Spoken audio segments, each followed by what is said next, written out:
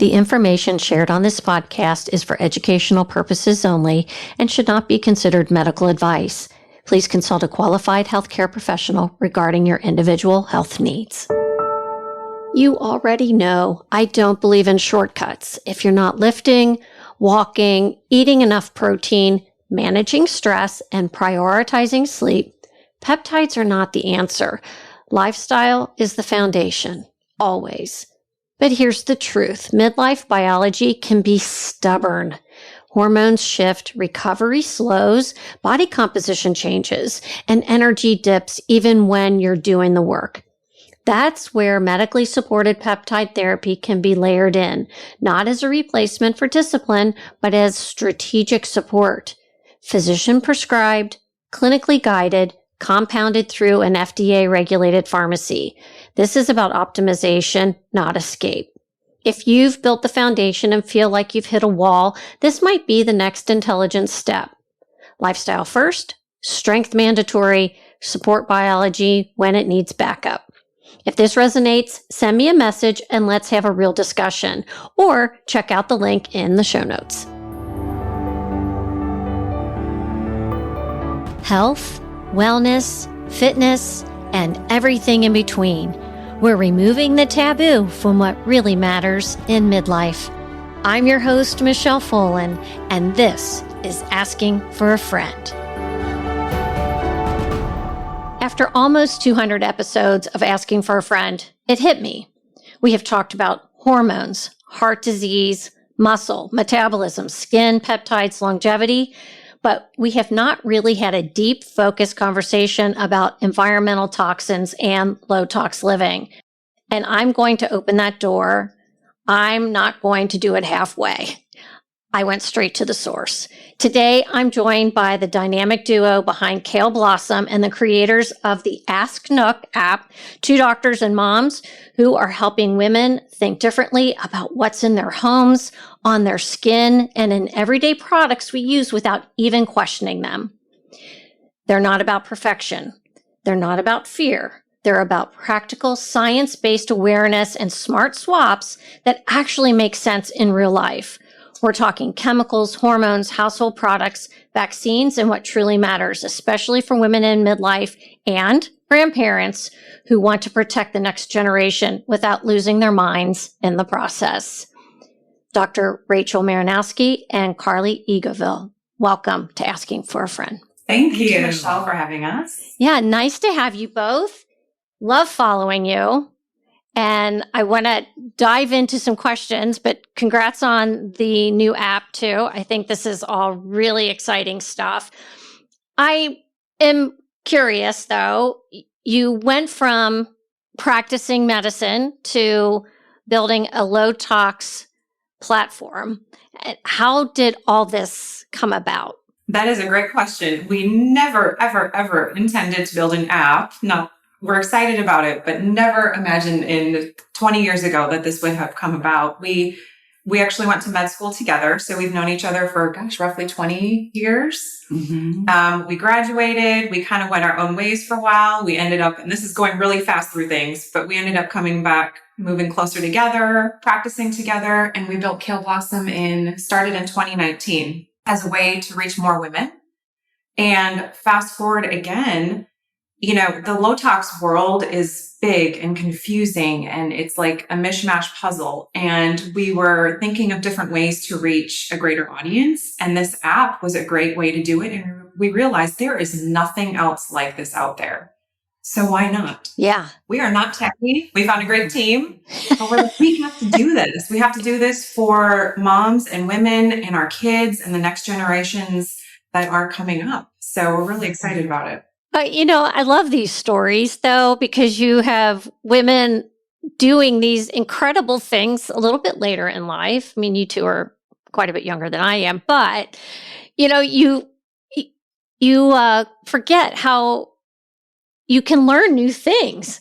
And even though you say you're not techie, I bet you are way more techie now than you were in 2019. We try. We like to think we are. Lots of help, lots of learning, lots of patience, would you say? Yes. And even the app, was not on our bingo card. We also never set out to be influencers or on social media. That was not anything that was something that we would have envisioned. I actually, before I went to medical school, this is going way back, I worked for a large hospital system in Atlanta, and I was actually in charge of one of the biggest flu vaccine campaigns at the time. Something that I look back on now and go, whoa, I can't believe I did that. And it was a really good experience. And that was the start of my eyes really opening. And I remember in naturopathic medical school, we had a professor, our environmental medicine class, which was one of my favorites when we first started learning about toxins. So this was a long time ago, before Low-Tox we didn't have big social media accounts talking about Low-Tox, anyone. And he was talking about parabens. And I'm thinking, parabens? What are parabens? No one knew about. This was back in 2006. Like, what are these toxins? So it totally makes sense now looking back that we would have been where we are right now. It just was an interesting journey getting there. So then what gaps in traditional healthcare made you focus on environmental exposure? Yeah, I think a big part of what separates us as practicing docs versus conventional medicine, we spend time with women, our patients. We see men and children too, but we spend a lot of time and we ask questions. And when you're really looking at trying to get to the root cause of someone's whole health picture, you can't not look at toxins, because the body is an inventory of experiences, emotions, traumas, toxins, deficiencies, inflammation. It's just one piece of the puzzle that now it's like, how could we not talk about it? So if I were to come to you as a patient and you're going to kind of run me through the gauntlet of questions and whatnot, what specifically, when you do, because obviously you're running blood work on your patients, are there certain toxins that you flag that you are particularly interested in? Well, we spend, like she said, a lot of time with patients. So our first visit is an hour, hour and a half. For some women, it can go to 2 hours. So we do look for, we look at blood work, depending on life experiences. So we're talking about mom too. Mom's experience in utero, that mom's birth. So we're not just looking at the last 20 years of a woman's life. We want to know about mom's life too. And so from that health history and the experiences, we can kind of pinpoint areas where you lived, the jobs you've had, what you've done in the last 10 to 15 years, what we might need to focus in on. One of the most interesting patients I had years ago, she had an adopted son. And she had moved here from, I think it was Indiana, one of those Midwestern states. And we got to talking and talked about her mom's health history while she was pregnant with her. And I said, so I can't remember the way I worded it, but why did you end up adopting? Did you not want to have babies? Were you not able to? She said, we tried and tried for years. That's always a light bulb for me. And I said, okay, well, and how about the girls that you grew up with, your siblings? Oh, it was like a big thing. No one on my street was able to get pregnant. And I said, did you grow up near a farm? She said, yes, it was a cornfield. And so you start putting it's not that we're rocket scientists, right? We're just curious and are looking at the bigger picture. And if anyone would have said, okay, she wasn't able to have babies, infertility, hormones aren't right, grew up across from a farm, I don't need her to spend $500 on doing a lab test per se. We always want to do the basic lab work. That's always important. But we're not those doctors that are like, come in and get thousands of dollars for the test. You can use your brain and apply simple biochemistry, to certain cases. But we do value those tox panels. So we can do a heavy metals panel. We can do a volatile solvent panel. Everyone's got glyphosate in their urine now, over 80% of people. So it just depends on the person and your experience as to what we would flag or want to run further tests on. And then you're both moms. So now has this really expanded your view then into how chemicals affect us in the home? Oh, yes. I think having children opened our eyes a lot. And of course, just that experience of having a child and moving through milestones and thinking about what they're being exposed to. And really, there's chemicals being produced every day. When we were younger, when you were younger, right, there weren't so many, but there are so many things out there and it is very hard to wrap your head around. But doing the best you can, not overstressing about it, is key. So there is a fine balance in it. I think with having daughters too is different. It's important for our sons too, absolutely.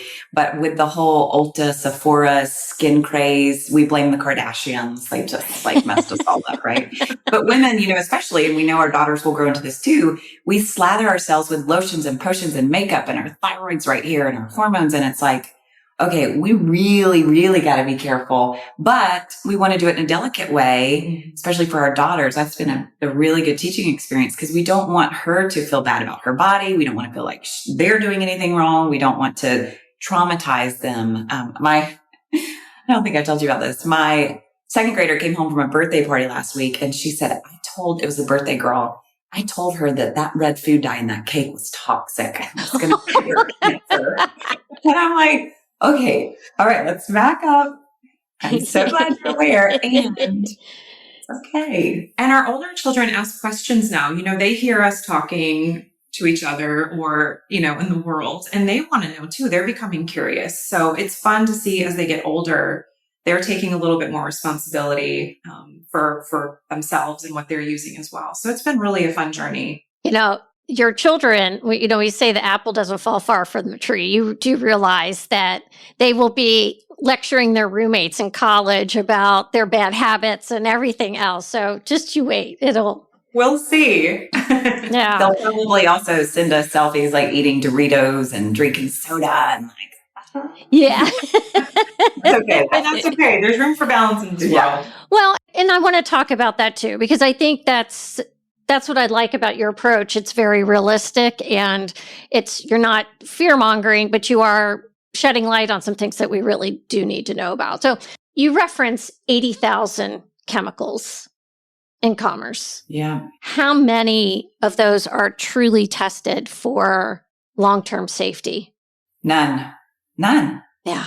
We don't know. None in isolation and none as a cumulative burden. And the interesting thing is the EPA, European countries have done a little bit better. They're further ahead of us. The EPA here in the US has banned 9 ingredients. And the thought is that if they even did want to take the time to do the research, it would never happen in our lifetime because there's too many now. So that's where it's it can be easily overwhelming to say, what do we do? I give up. I'm not even going to try. But controlling what you can, where you can, when you can within your budget, that packs a big punch. And we have to do that with 80,000 chemicals not tested in our current commerce. So glyphosate, we got to bring it up because, again, it hit the news. Yeah. It was the end of last week, beginning of this week. Very concerning. I understand where both sides come from on this one. So, because I wanted to do some research on it because I'm the one that's been buying organic this and that because I don't want glyphosate in my food, oats, beans, whatever. But is there a way forward in terms of farming to start to get that out of the biosphere? Because it's there. That's a really great question. And I don't think anybody has the complete answer, but, I think there's interesting solutions. And I know things that we try to do, supporting local farmers and people that are growing the right way and trying to put your dollar where it should go, where the good people are doing the good things, is probably one of the biggest things that we can do. Glyphosate lives in the soil and lives in the earth for a very, very, very, very, very, very long time. So in terms of it just completely, walking off this earth, it's going to take a long time to do. Yeah. And, with over 80% of people now showing glyphosate in their urine, we've all potentially were being exposed to it. But I think it's such a complicated conversation because then you bring in okay, well, it's a national security issue because we're getting so much from China. We need to make it here on our own home front. But if our people are sick, that's also a national security issue, right? Yeah. And another piece is why aren't we doing more regenerative farming? I mean, that's where we are the only animals wouldn't spray their food to keep away pesticides and then eat it. We're the only ones. It's just nuts. And I think what bothers me the most about the glyphosate conversation is the lobbying and the big time dollar bills underneath it all. Why in the world can someone like Bayer, a pharmaceutical company, buy Monsanto, a pesticide company, and this be okay? a cancer-causing pesticide by a pharmaceutical company that is now investing in cancer firms out the wazoo. That is the market, the $250 billion cancer market. Of course, they're not looking for a cure because it's big business. That's the more unsettling, disheartening. I worry for my children and my grandchildren's future. Yeah. And I agree with you. And as someone I worked in the pharmaceutical industry for 20 years. I see where this stuff goes, and it scares me as it does you. So let's talk about just if I'm at the grocery store, if I'm going to buy organic and it fits into my budget, what are the things you would want me to buy organic over anything else? I would look for things that are not in a peel, things like your berries, things that directly touch what comes in contact with them. So potentially not a banana, but a strawberry. You can also look up the EWG's Clean 15 and the Dirty Dozen to get a really good idea of the things that typically test higher in pesticides and things. So that's a very helpful list too if you're wanting an idea of things to hone in on. We send that one to moms just because it's an easy, the Clean 15 Dirty Dozen. But the big thing with glyphosates are going to be your oat products, your corn products. Those are the big crops, anything with genetic modification. And you know what? If you're trying to eat healthy, we always say this too, diet trends will come and go, right? We don't get super excited about carnivore or keto or the FODMAP. It's like eat real food that goes along with your body, real whole foods, not the store, but like if it roams the earth, grows on a plant bush, if you don't have to open a package to get in it, that's the best way to avoid most glyphosate if possible. When you're looking at things like Cheerios, Doritos, Goldfish, those yucky ones that we don't really want to be eating anyway, those are the ones really loaded in glyphosate. I do work with clients and I'm like, if you can't pronounce it, I think I'd skip it. Yeah. Minimal ingredients. And if it's got like weird words there, just keep walking. Just don't throw it in the cart. Ladies, we're going to take a quick break. We'll be right back. Before we jump back into today's conversation, I want to ask you something. If you've been listening for a while, you know this podcast isn't fluff. We talk about muscle, metabolism, hormones, brain health, longevity, the stuff that actually determines how we live in our 70s, 80s, and beyond. And the show keeps growing because you share it. So if an episode has helped you rethink your health, send it to a friend, text it to your sister, share it with your walking buddy. That's how this community expands. Smart, curious women bringing other smart, curious women with them. Also, I'd love to hear from you. What topics do you want me to explore? Who do you want me to challenge? What questions are you afraid to ask but secretly want answered? You can use the link in the show notes to join the community or send me an email with your ideas directly. This podcast exists because you're asking better questions. All right, let's get back to the episode. Okay, we are back. I want to talk about the Nook app because this is your baby and I want to make sure we give it ample time. What inspired you to create it and how does it evaluate products based on hazard?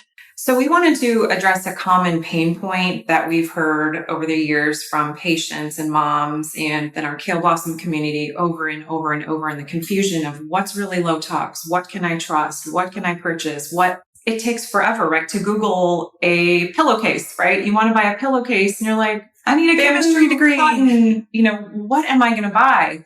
So we're like, how can we come up with something? And we realized there is literally no app or anything like this. So we developed it last year.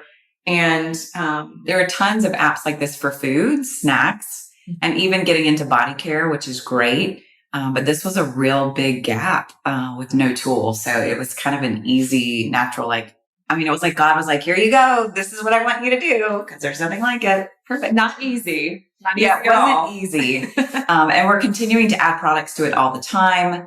But the goal is literally to help support you. Number one, pick out things that may be hazardous in your home, like the plastic shower curtain liner that so many people have. It just off-gas for the whole life of it, darn it anyway. So little stuff like that. Windex, 21 million bottles sold a year. They have 50% of the glass cleaning market. And that's something easy to swap if you know about it. So then if you're going to say, okay, I've used Windex for years, but now I don't know what to get, you can take Nook to the store. So you can use it in your house, scan things, score, swap if you need to, take it to the store before you invest in a new product when you're trying it out. And so it's not just negative. Nook is also to give peace of mind. So if you have this like this pillow that you love and you want to buy 4 more for the rest of your family members, you can actually scan it and be like, oh, this is actually a great pillow. I chose a good one. Nook approved. I'm going to buy some more. Or, oh, wasn't so great. Maybe I need to swap. So, oh my God. I mean, so my mind's a little blown because there's so many products out there. How do you choose which to review? Like what categories?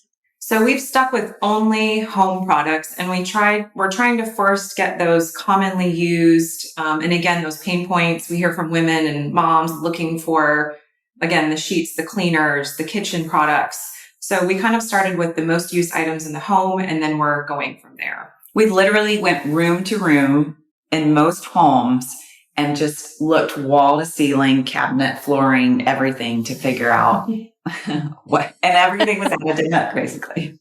So carpets, rugs, pillows, sheets, shower curtains, flooring, kitchen, body care, clothing, you name it. And we're continuing to add as well. I was at the dermatologist this morning. I was telling her about my conversation with you this afternoon. And she's like, well, tell me, like, what do you think you'll talk about? I go, shower curtains. She goes, shower curtains. I said, yeah. I said, think about it. When last time you put up a plastic shower curtain, that thing smells for days. Terrible. Yeah. And it doesn't stop off-gassing when the smell goes away. That's interesting. Mm-hmm. Everyone thinks, oh, I've had it for a while. It doesn't smell anymore. We're good. No, there are still toxins. It's the perfect war zone, unfortunately, with heat and moisture. It just liberates right out. But I hope you ask your dermatologist not to ever use petroleum jelly if you have to get a biopsy site. So I did have a biopsy and she sent me out with Aquaphor. Oh, no. They all do. They all use Aquaphor or Vaseline.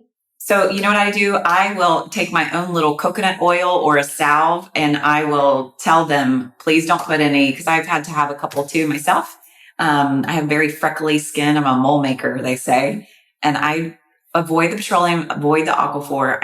I just, that's where, see, I can't even, I'm stuttering. It blows my mind that this dermatology branch of healthcare can put such toxic things on our most absorptive, biggest organ, our skin. Blows my mind. All right. Then what do you use on your lips at night? Ooh. Like, what do you put on your lips at night before you go to bed? Primarily Pure is my favorite. She's got a stash right here.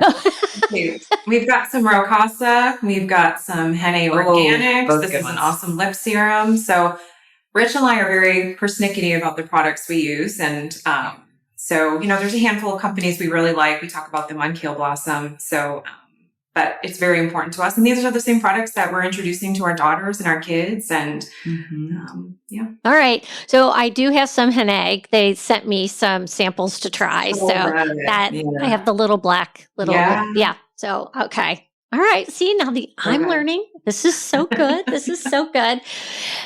What categories do you think surprise users the most when they scan? That's a really great question. Nothing surprises me anymore. So I'm probably looking at it through a skewed lens. I mean, I think body care makeup is probably still really eye-opening for most women. Kitchen products, potentially. I think we know, it's just when you start to really research and look at the ingredients when they pop up, it's like, oh, wow, that really isn't so good. Yeah. It's you kind of know, but when you really dig into it, it's a little shocking and eye-opening. So phthalates are our big endocrine disruptors. Are there some other ones that we really need to watch out for? Phthalates, parabens, fragrance. Don't get us started. New secondhand smoke. That's a big one. Gosh, the volatile solvents. All the petroleum-based stuff. I mean, okay. anything has the opportunity or the ability to get in and just scramble the system. And that's why within Nook, when you scan a product, it will come up with the ingredients. So not only are we saying yay or nay and giving you a swap, we wanted to educate. So it will literally pop up the ingredients, and then it's your decision, right? Whether you want to swap, if you're comfortable with that. But we want people to learn about what is in the products and why it may or may not be the best thing for a person. And we tried to group the ingredients that are flagged in Nook by what they largely negatively impact. So if it's like a respiratory toxin or an endocrine or hormone toxin or, neurological, we try to discern that for people too, because ultimately we want people to be equipped and empowered in their own homes and in their own stores to be able to do this on their own. My sister, I have two sisters, and she always for years has bought unscented detergent, unscented this, unscented that. And I would always make fun of her, like calling her a granola head and, that sort of thing. But now as I have gotten a little older, I'm way more aware of fragrance. And I think for the average person, we really struggle with getting fragrance out of things because, it's in our shampoo, body wash. Any tips on, like, if you're going to say, just get it, if you can, a place to start, where would you start with trying to ditch the fragrances? We posted about this week, actually. We're like, let's let trash be trash. It doesn't need a signature scent. And, trauma is passed down in generations. It may be a trauma thing where like before sanitation and sewage was cleaned up and horses walked and pooped on the street, maybe it was so stinky in centuries past that humans have evolved like, I need something that smells like flowers all the time, right? So I think it's the added stuff, like the scented trash bags. There's just no need. There's just no need for it. The pretty, cute Bath and Body Works candles, there's just no need, so laundry detergent, yes. Things I would look for something that you use frequently. Because it's not the perfume that you wear once a year on your anniversary when you go out to dinner with your husband, right? Yeah, good point. It's not the priority. It's the laundry detergent. It's the cleaners. It's the sprays. It's anything you put on your body that is absorbed in your skin. So look for something, choose one thing, look at it. If it's your deodorant, if you wear that every day, swap that out. Look at your laundry detergent. So start picking up the things that you use consistently and frequently and start there. We talked about the shower curtains. I want to talk about black plastic kitchen utensils. Oh, gosh. Plastic is bad. Yeah. Especially the black kind. Yeah. What is it about those? What are the big concerns? Well, the recycled material is just awful. It's coming basically from things like tires and electronics that have been coated in different lubricants. And it's the same thing with turf fields that they're putting in all these poor kiddos that have been connected to cancers and leukemias. It's just really nasty material. And I don't know who had the idea to turn black plastic into kitchen utensils, but it wasn't a good one. Well, I was glad to hear you say about Bath and Body Works, because I feel the same way about that place as I do about Yankee Candle. Yes. So, and hey, we used to be big fans. In our teen years, Bath and Body Works sales, stock up. Yeah. You live and you learn. And anytime I would walk past a Yankee Candle, I'd have to walk on the other side of the mall. I couldn't handle it. It's just terrible. All right. The other thing that I think we need to chat about here is vaccines. And it can be a little touchy subject, I know, but I would love to know your concerns in regard to vaccine ingredients when it comes to particularly our kids. And a lot of my listeners have grandkids. Yeah, this is a doozy. A tough subject, but I think what it boils down to is just like the toxins that we were talking about. There's a lot of things we don't know that have not been properly studied. We are lacking in studies on the cumulative effect of the vaccine schedule and the ramifications on our children's health. Studies are, there's studies that are done. They are botched and changed, and we're not getting the truth, and no one is willing to dig for it. So for me, and I think for most people, no, we don't know. So why are we doing this to our children when we don't know? what the potential ramifications can be.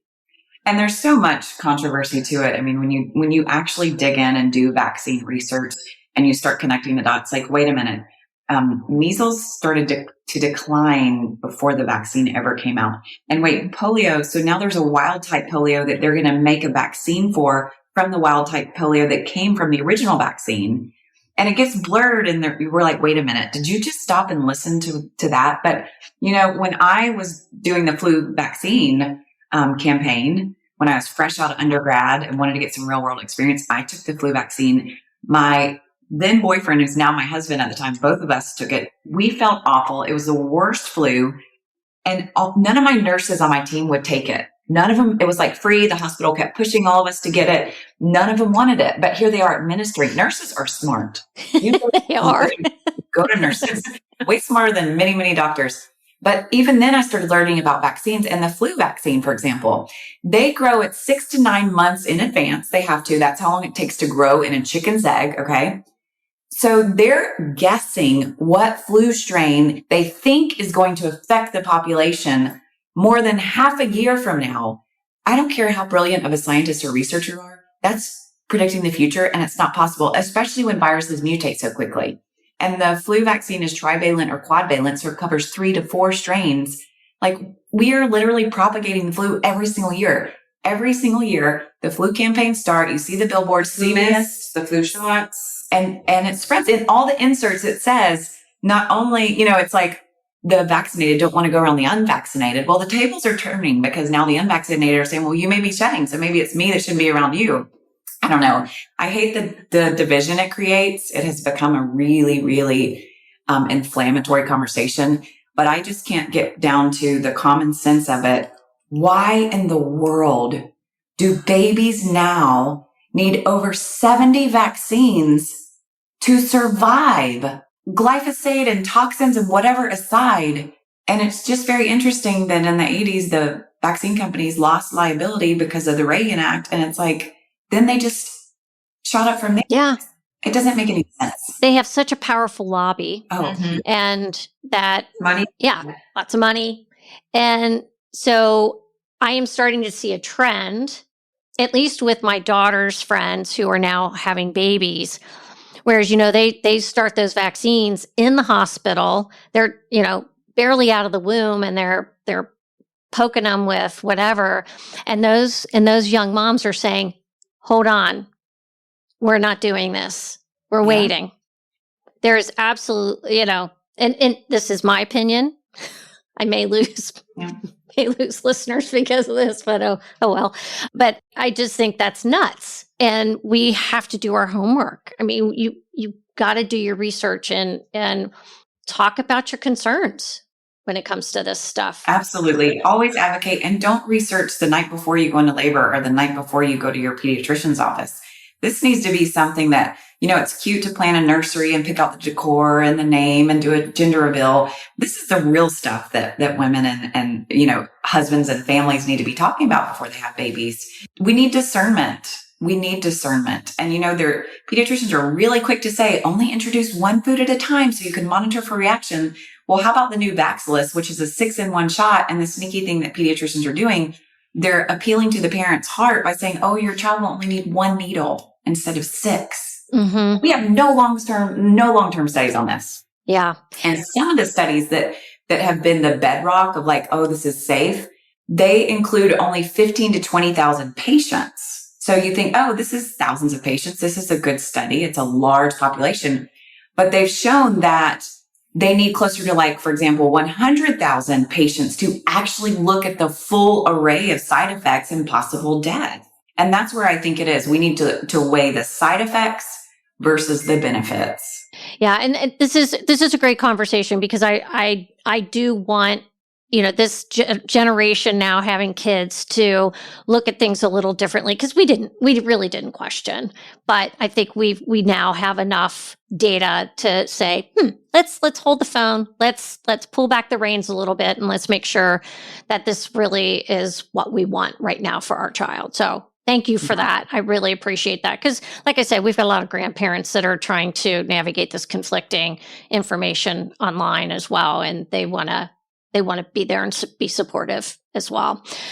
Kind of a little personal question for you both. What is one health hill you absolutely die on? Like, what's your thing? There's a lot. Do we have now another hour? I think that's what's made us such good friends is that we really do practice what we preach. We're not perfect, but I mean, I think it's so important to us, all those pillars of health. I think sleep is a hill I will die on. I was going to say. You are not going to find us up late anymore. We can't make it. We're not going to do it. So it's like you can supplement, you can exercise, you can eat perfectly, you can do whatever you want, but if you are not getting good quality sleep, nothing's going to work well. Nothing. You aren't going to be happy. You're going to be cranky, right? Life is going to be harder in a lot of different ways. So sleep. If you're having trouble sleeping, work on your sleep first. You cannot out GLP your sleep. You cannot out Ozempic bad sleep. No. Sleep is more important than exercise. If you're someone who exercises every day and if you have the decision to sleep or exercise, get your sleep. That's way more important. Yeah. I love naps. Yes. I'm a big nap girl. Is there a hill that you used to feel strongly about, but you've softened on? I think in having kids, loosening up a little bit on just the perfection of things, whether it's allowing, the processed snacks here and there and still choosing better options, but just giving them the reins a little bit more, letting loose, and worrying about, being perfect for them, I think.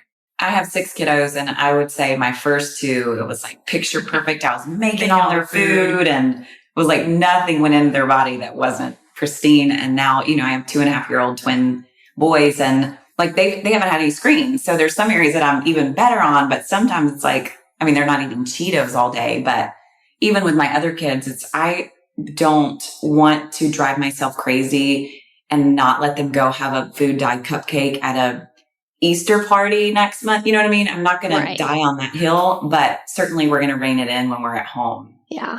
It's all I about think, balance. you know what? And we don't want to make our kids afraid. Yeah. Right. And so I think there's a healthy balance there, but they certainly need to make wise choices. And you got years ahead of guiding them through all those bad choices that are in front of them all day long.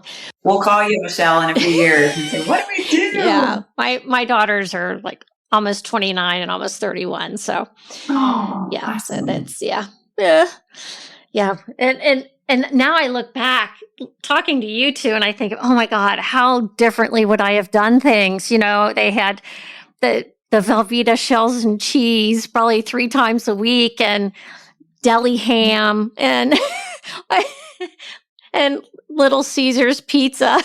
Caesars. The breadsticks were so good though, right? I was gonna say, we've all had that, right? I think that's part of growing up in a way, Yes, exactly. And that's one thing I hope it comes across on Kale Blossom. We talk about a lot of negative topics and unfortunately social media, like those are the posts that do well. So we have to kind of push that button a little bit. But we're actually quite happy, content, joyful people. We're very happy. But I hope that's something that's conveyed on Kale Blossom. We don't ever want to shame someone for giving their kids Velveeta growing up. We don't want you to feel judged just because we talk about a product that we love and it may not be your thing. There's room for everyone to both have grace and make mistakes and learn from it and to be forever growing and improving. Yeah. I rolled too when you guys had the tinfoil hats on. That was the best. I was like, oh, I like these ladies. They're awesome. We have to have a little fun. Social media can get a little wild, so we have to have a little fun. Yeah, absolutely. Carly and Rachel, where can we find Ask Nook and the body of your work? Thank you. Yes. Nook can be found in the App Store. Apple. We are working hard on making for Android. Thank you. So it's available for Apple right now, and we're working to release other versions hopefully soon. And you can find us online at kaleblossom.com. We have our Instagram, kale.blossom. We have our Pinterest page. What else? Where are we? Facebook, Kale Blossom. And then Nook's Instagram is ask.nook. So you can find it there. And there is a link to download a free trial of the app there also. Fantastic. You know, we're always like getting into new things. So you never know what we're going to do next. So stay tuned. Oh, no. I think something's coming. You're just not ready to tell us yet. Yeah, maybe. Oh, Carly and Rachel, this was a lot of fun. I will put all of this in the show notes. And I really appreciate you both being here today. Thank you, Michelle. Before you go, thank you for being here. If you want to go a little deeper, make sure you check out the show notes for this episode. That's where I link anything we mentioned, resources, partners, or tools I actually use and trust. And if you're not already on the Asking for a Friend community newsletter, that's where I share practical midlife tips, favorite finds, recipes, and the things that don't always make it onto the podcast or Instagram. You'll find the link to join in the show notes. Take care, and I'll see you next week.